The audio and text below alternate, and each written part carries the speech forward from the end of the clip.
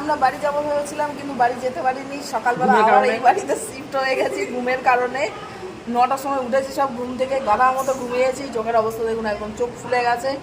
তো এখন ফাইনালি রয়েছি এই বাড়িতে। আজকে বাসি ভোজ বলা চলে, রিসেপশন কাল হয়ে গেছে, তার খাবার বেঁচেছে, সেগুলো আজ খাবো। মাটনটা আছে না, মাটনটা শেষ করতে হবে। কালকে বেশি খেতে পারিনি বৃষ্টির জন্য, আর অত সাজ পোশাকে খেয়ে নিলে তো পেটটা মটকা মটকা হয়ে যাবে, সেই কারণে আজকে খাবো, বুঝলেন তো। তো আছি এই যে শিল্পা আর উমা নেই। উমা কোথায় গেল? নিচে আছে, একটু কাজে গেছে। উমা এলে উমাকেও দেখাচ্ছি। আমরা 3 বোনে আছি এখানে। হাই কর, হাই। টিঙ্কু এখানে রেডি হচ্ছে। আমরা খাওয়ার জন্য এখন নিচে যাচ্ছি।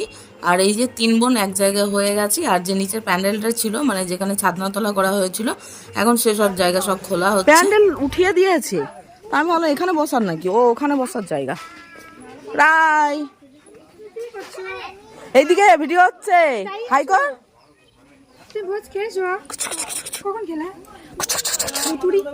এই যে হরি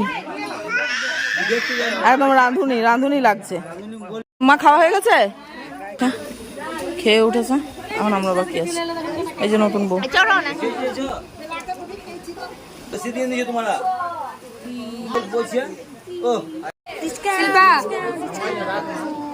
কোনটাকে পাস করতো?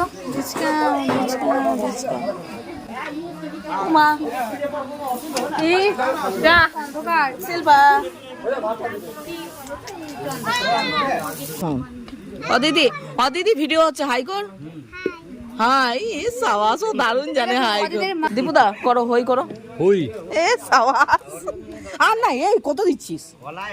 তোল। হ্যাঁ, নষ্ট হবে, তার থেকে তুলে দে। ডাল অল্প, হ্যাঁ অল্প, সামান্য।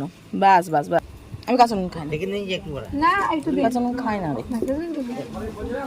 সবাই বদমাসি নাকি তোর? কাকু এখানে দিচ্ছে আলু পোস্ত। সিলভার পাতায় পড়ে গেল আলু পোস্ত। হ্যাঁ, টমেটো দিয়ে। বাও, এটা তো সেই লেভেল লাগে খেতে আমার। একটু ঝোল দিয়ে দিন। ব্যাস ব্যাস, ঝোল দিস না বেশি, বেশি মাংস দিয়ে দে। ব্যাস ব্যাস ব্যাস। মেটে আবার দারুণ লাগে। প্লেটে এত এত খাবার নিয়েছি, বাপ রে বাপ, কি করে খাবো কি জানি। খাসির মাংস, সাথে আবার মাছের লেজাও নিয়েছি। উমা এদিক থেকে টানছে, শিল্পা বলছে এটা খেতে পারবো না, উমা বলছে এটা খেতে পারবো না। মানে একজন আরেকজনের প্লেটে ট্রান্সফার হচ্ছে।